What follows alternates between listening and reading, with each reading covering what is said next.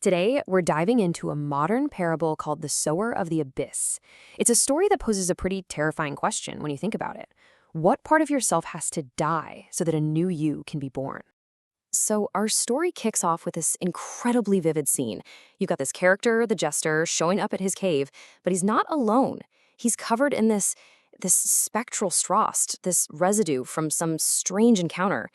Right away, you know something mysterious, something not quite of this world has just happened. And this is really the question at the heart of the whole thing. We're not talking about gardening here. We're talking about a deeply personal internal act. What does it actually take to cultivate a brand new version of yourself? Let's get into it. Okay, so this whole journey begins with a catalyst, right? A messenger shows up, and it's all very symbolic. A choice is coming for our jester, and you just know it's going to change everything.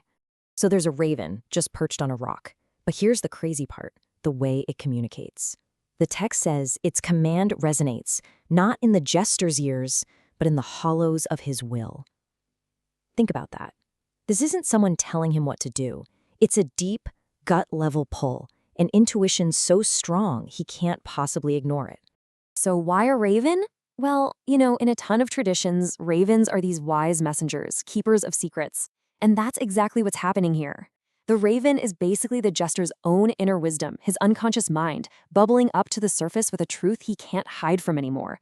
It's the part of him that knows what needs to happen, even if he's terrified.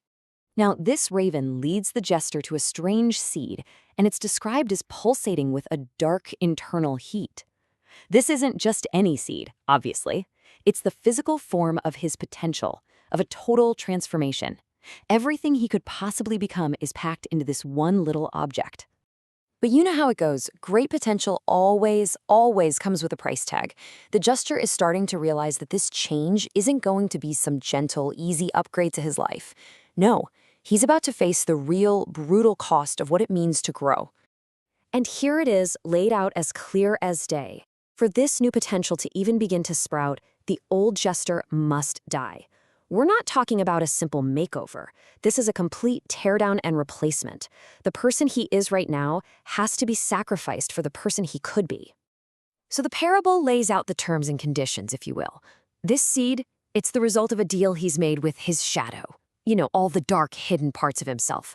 Planting it is a one-way ticket. There's no going back. And the price? It's going to completely shatter the mountain sanctuary that's kept him safe. This is what it means to be a creator. You have to be willing to tear down the old to build the new. That's the burden. So this brings us to the moment of truth. The jester has a choice. He can stay in his comfortable little cave, safe with the rules he's made for himself, or he can take this terrifying leap and plant that seed. And his reaction is just fascinating. He doesn't kneel down all sad and mournful. He kneels with malicious joy. He's not just accepting this, he's absolutely reveling in it. It's an act of self-destruction and self-creation all at once. By burying that seed, he's literally planting his own darkness, trusting that something incredible will grow out of it. This line right here is the absolute core of the story. Yourself, myself. It's not a finished statue. It's a garden. It needs constant work, constant tending, maybe even replanting entire sections. It's always in a state of becoming something new. And our jester? He's finally decided to become an active gardener. The second that seed is in the ground, things start to happen. And it's not just some sprout in the dirt. The change is happening inside the jester, too. The story calls the growth unholy, which tells you it's something wild, powerful, and way outside the lines of what we call comfortable.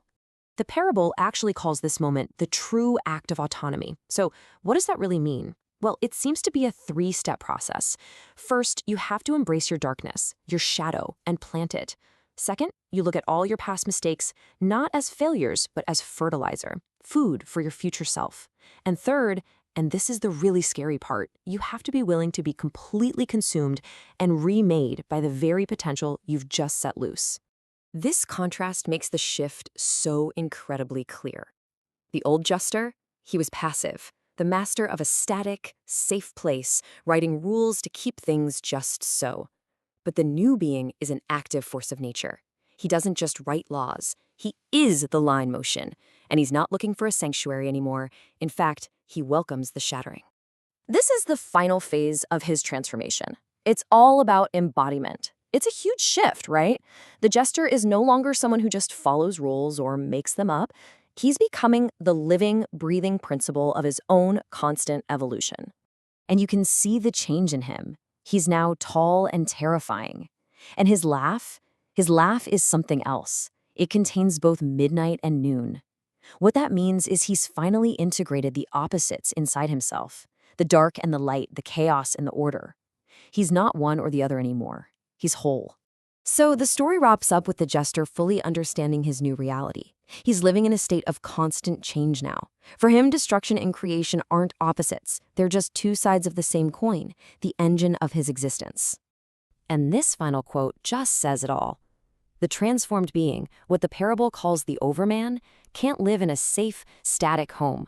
True growth means you're always tearing down old structures to make way for new ones. For this new being, safety is just another word for stagnation. He welcomes the shattering because he knows it's just part of who he is now. And that brings us right back to the beginning.